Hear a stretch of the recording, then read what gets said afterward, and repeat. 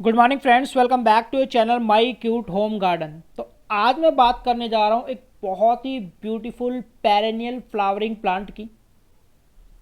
इसके बारे में आज मैं आपको कंप्लीट इन्फॉर्मेशन जो है वो देने वाला हूँ और बात करेंगे इसकी केयर आप कैसे कर सकते हैं। तो कमेंट करके आप मुझे बताइएगा क्या आपके पास ये फ्लावरिंग प्लांट है, और अगर नहीं है तो क्या आप इस फ्लावरिंग प्लांट को उगाना चाहते हैं। तो कैसे आप इसको उगा सकते हैं वो इन्फॉर्मेशन भी मैं आज आपके साथ शेयर करने वाला हूँ। तो देखिए, इसके फ्लावर को मैं आपको दिखाता हूँ कि कितने सुंदर, कहूँगा कि बेहद ही ब्यूटीफुल फ्लावर जो है वो इसके दिखाई देते हैं। ये देखिए, जैसे एक छोटी सी डॉल है, उसने जो है एक फ्रॉक पहन रखी है, तो फ्लावर का शेप जो है वो कुछ कुछ इस तरीके का नज़र आता है। ड्यूअल कलर में फ्लावर है, रेड, और ऊपर का जो हिस्सा देखेंगे आपको ऑरेंज या येलो जो है वो नज़र आएगा। तो सबसे पहले हम इस प्लांट के बारे में जो है वो जान लेते हैं। तो सबसे पहले मैं बता देता हूँ कि इसका नेम, तो इसका जो कॉमन नेम है इसे butterfly weed, butterfly milkweed, orange milkweed, pleurisy root के नाम से जो है वो जाना जाता है। अगर मैं बात करूँ इसकी हाइट की, तो इसकी हाइट जो है वो लगभग 2 फीट के आसपास जो है वो रहती है, और ये 12 से 18 इंच के आसपास जो है वो वाइड रहता है। अगर मैं बात करूँ इसके ओरिजिन प्लेस की, तो आपको बता देता हूँ कि जिसका ओरिजिन प्लेस है वो नॉर्थ अमेरिका जो है वो माना गया है। अगर बात करूँ उसके टॉक्सिसिटी की, तो आपको बता देता हूँ कि ये जो प्लांट होता है वो माइल्ड टॉक्सिक प्लांट जो है वो माना गया है एनिमल और ह्यूमन बीइंग दोनों के लिए। तो अब मैं बात करता हूँ उसकी केयर टिप्स की। तो सबसे पहले हम बात करते हैं लाइट की। तो आपको बता देता हूँ कि ये प्लांट जो है वो फुल डे सनलाइट के अंदर बहुत अच्छा ब्लूम करता है। तो अगर आप इससे ज़्यादा ब्लूम लेना चाहते हैं तो सबसे पहले आपको इसको फुल डे सनलाइट में रखना पड़ेगा। ये प्लांट जो है वो कम्प्लीटली आउटडोर प्लांट है, इंडोर में ये बिल्कुल भी नहीं चलता है। अगर आप इसको शेड में या पार्शल शेड में रखेंगे तो इसके ऊपर ब्लूम जो है वो कम हो जाएगा। तो मैं बात कर लेता हूँ सॉइल की।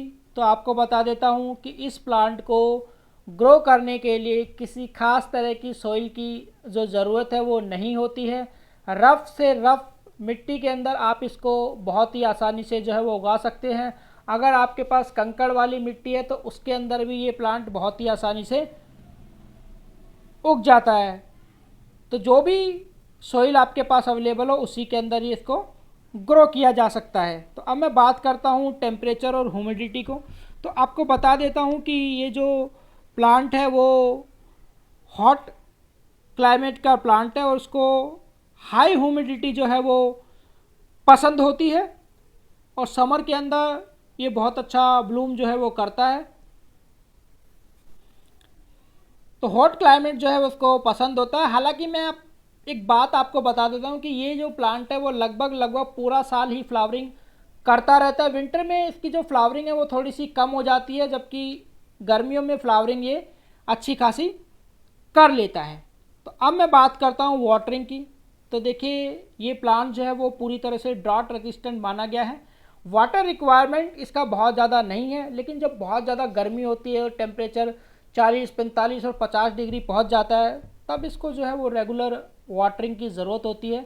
तो ऐसे में गर्मी के मौसम में आपको इसे रेगुलर वाटरिंग जो है वो करनी है।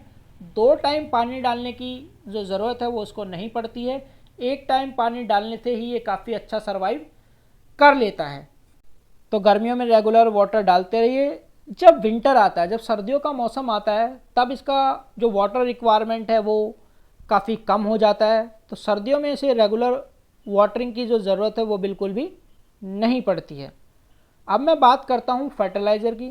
तो देखिए, इस प्लांट को किसी भी खास तरह के फर्टिलाइज़र की जो ज़रूरत है वो नहीं होती है, या मैं कहूँ कि इसके अंदर आपको फर्टिलाइज़र डालना ही नहीं है। प्लांट को गमले में लगाओ, रेगुलर पानी दो और भूल जाओ, लगातार फ्लावरिंग जो है वो करता रहेगा। और इसमें फर्टिलाइज़र डालने से आपको बचना है। अगर ज़्यादा फर्टिलाइज़र डाल देंगे या फर्टिलाइज़र का इस्तेमाल करेंगे तो इसके अंदर जो ब्लूम है वो कम हो जाएगा। और प्लांट जो है वो लेगी हो जाएगा। बात करूँ इसके प्रूनिंग की, तो देखिए इस प्लांट को जो है वो प्रूनिंग की भी ज़रूरत नहीं होती है, लेकिन प्लांट को एक अच्छा शेप देने के लिए, अच्छी तरह से मेंटेन करने के लिए साल में एक बार जो है आपको इसे प्रून कर देना चाहिए, ताकि प्लांट में जो एक अच्छी ग्रोथ जो है वो आपको देखने को मिले। हालांकि हाइट जो है उसकी बहुत ज़्यादा नहीं जाती, अगर आप इसकी प्रूनिंग नहीं भी करेंगे तो ये प्लांट जो है वो सालों साल तक आपके गार्डन में जो फ्लावरिंग है वो करता रहेगा। तो अब मैं बात करता हूँ पेस्ट अटैक की। देखिए इस प्लांट पे वैसे तो पेस्ट अटैक जो है वो बहुत ही कम देखने को मिलता है, लेकिन अगर किसी भी तरह का पेस्ट अटैक आपको इसके ऊपर दिखाई दे, खासकर एफाइड वगैरह जो है वो इसके ऊपर देखने को मिल जाते, तो आपको जो है वो इंसेक्टिसाइडल सोप या फिर नीम ऑयल का जो स्प्रे है वो आप इसके ऊपर कर सकते हैं। बात करूं अगर इसकी ब्लूमिंग को आपको बढ़ाना है, तो जितने भी डेड फ्लावर हैं उन सभी को आपको जो है वो साथ ही साथ रिमूव कर देना चाहिए, क्योंकि मेरे प्लांट पे आपको नज़र आ रहा होगा कि किसी भी तरह का डेड फ्लावर अभी नहीं है, तो मुझे उसे रिमूव करने की ज़रूरत नहीं है, और फ्लावर जो है वो भी काफ़ी लंबे समय तक जो है वो टिका रहता है।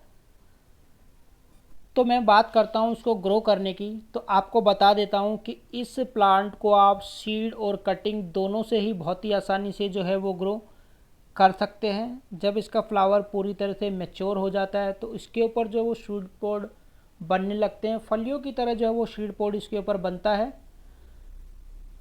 और जब फलियाँ पूरी तरह से मैच्योर हो जाती है तो उसके अंदर से बहुत ही छोटे छोटे और पतले पतले जो सीड हैं वो निकलते हैं, जिससे प्लांट को जो है वो तैयार किया जा सकता है। उसके बाद मैं बात करूँ कटिंग की, तो इस प्लांट को जो है वो कटिंग से भी बहुत ही आसानी से जो है वो उगाया जा सकता है।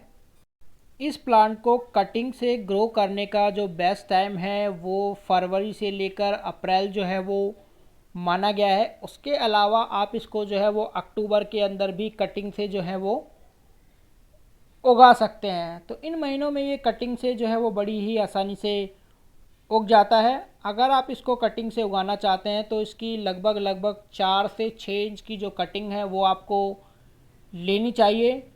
उसके बाद इसको किसी भी बालू रेत के अंदर जो है आपको उगाना चाहिए, या किसी भी नॉर्मल सॉइल के अंदर इसकी जो कटिंग है वो बहुत ही आसानी से ग्रो हो जाती है। और इसको बटरफ्लाई वीड बोलने के पीछे एक सबसे बड़ा कारण ये भी है कि ये बटरफ्लाई को जो है वो बहुत ज़्यादा अट्रैक्ट करती है, इसीलिए इसको जो है वो बटरफ्लाई वीड के नाम से भी जाना जाता है। तो उम्मीद करूँगा कि ये वीडियो आपको पसंद आया होगा।